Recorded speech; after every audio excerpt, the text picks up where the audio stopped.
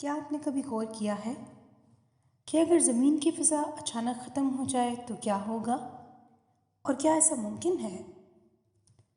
خیال کیا جاتا ہے کہ پلانٹ ارتھ کی فضا دھیرے دھیرے کم ہو رہی ہے۔ اگر یہ فضا اچانک ختم ہو جائے تو اس کے بہت برے رزلٹس ہوں گے۔ لیکن آخر کتنے برے؟ کیا ہر جاندار مر جائے گا؟ کیا فضا واپس آ پائے گی؟ آئیے اس ویڈیو میں جاننے کی کوشش کرتے ہیں کہ اگر کبھی ایسا ہو گیا تو اس کے کتنے برے نتائج ہوں گے۔ ہماری فضا کے غائب ہونے کے ساتھ ہی سب سے پہلے تو خاموشی طاری ہو جائے گی، کیونکہ آواز کی لہروں کو سفر کرنے کے لیے میڈیم کی ضرورت ہوتی ہے۔ آپ وائبریشن تو محسوس کر سکیں گے، لیکن سنائی کچھ نہیں دے گا۔ اچانک پرندے اور ہوائی جہاز اوپر سے نیچے آ گریں گے۔ حالانکہ ہم ایٹماسفیئر کو نہیں دیکھ سکتے، لیکن اس کا والیوم ہوتا ہے جس کے سہارے ایئر پلینز اور پرندے اڑتے ہیں۔ دوستو، فضا کے ختم ہونے کے کچھ دیر بعد آسمان سیاہ ہو جائے گا، کیونکہ آسمان ایٹماسفیئر میں موجود آکسیجن اور دوسری گیسز کی وجہ سے نیلا نظر آتا ہے۔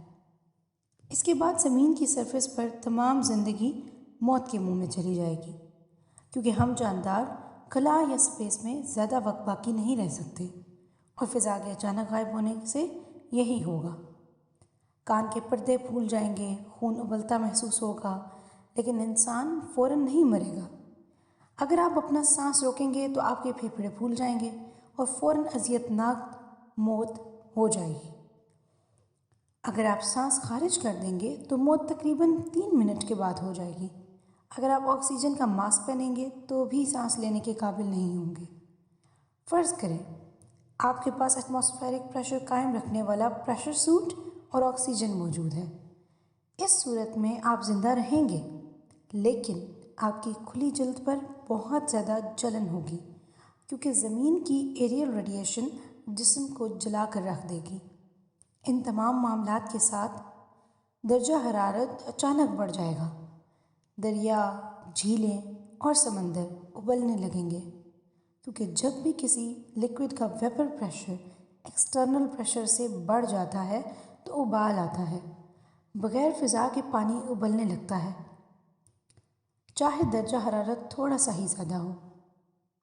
دوستو، جب زمین پر زندگی کو ختم ہوئے بہت عرصہ بیت جائے گا، سولر ریڈیشن فضا میں موجود پانی کو آکسیجن میں بدل دے گی، جو زمین پر موجود کاربن سے انٹریکشن کے بعد کاربن ڈائی آکسائڈ پیدا کرے گا۔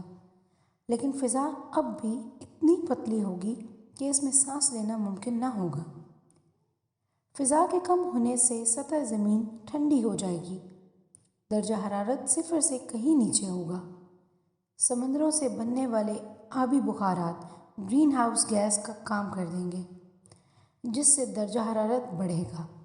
بدقسمتی سے بڑھے ہوئے درجہ حرارت سے اور زیادہ پانی سمندروں سے فضا میں جائے گا، جس سے گرین ہاؤس ایفیکٹ اسکیپ ہوگا، اور یہ پلانٹ مارس کی بجائے وینس سے زیادہ قریبی حالت میں آ جائے گا۔ دوستوں، جاندار جنہیں سانس لینے کے لیے ہوا کی ضرورت ہوتی ہے مر چکے ہوں گے۔ پودے اور زمینی جانور اور پانی کے جاندار بھی مر چکے ہوں گے، لیکن بعض بیکٹیریا باقی رہیں گے۔ کیموتھک بیکٹیریا کو فضا کے غائب ہونے کا پتہ ہی نہیں چلے گا۔ آتش فشاں اور زمین کی دراڑوں سے کاربن ڈائی آکسائڈ اور دوسری گیسوں کا اخراج جاری رہے گا۔ موجودہ اور نئی بننے والی فضا میں بنیادی فرق نائٹروجن کی غیر موجودگی کا ہوگا۔ دوستوں، ایٹماسفیئر کے ختم ہو جانے پر انسان کے سروائیول کے لیے ضروری ہے کہ انسان زمین کی سرفیس پر ریڈیشن سے محفوظ ڈوم شیلٹر شیپڈ بنا لے۔ ان کے اندر پریشر قائم رکھنے والی فضا ہو اور پلانٹس کے اگنے کی گنجائش بھی۔ ان شیلٹرز کے لیے ہمیں وقت چاہیے ہوگا، لیکن یہاں وہی سب کچھ کرنا پڑے گا جو کسی دوسرے سیارے پر کرنے کی ضرورت ہوگی۔ لیکن ان تمام باتوں سے ایک سوال پیدا ہوتا ہے کہ کیا ایسا ہو بھی سکتا ہے؟ زمین کی میگنیٹک فیلڈ ہماری فضا کی حفاظت کرتی ہے۔ اللہ تعالیٰ نے ہماری اس کائنات کو بہت کیلکولیشن سے بنایا ہے اور ہماری زمین کو ہر قسم کی بیرونی اثرات سے بچانے کے لیے مکمل کیا ہے۔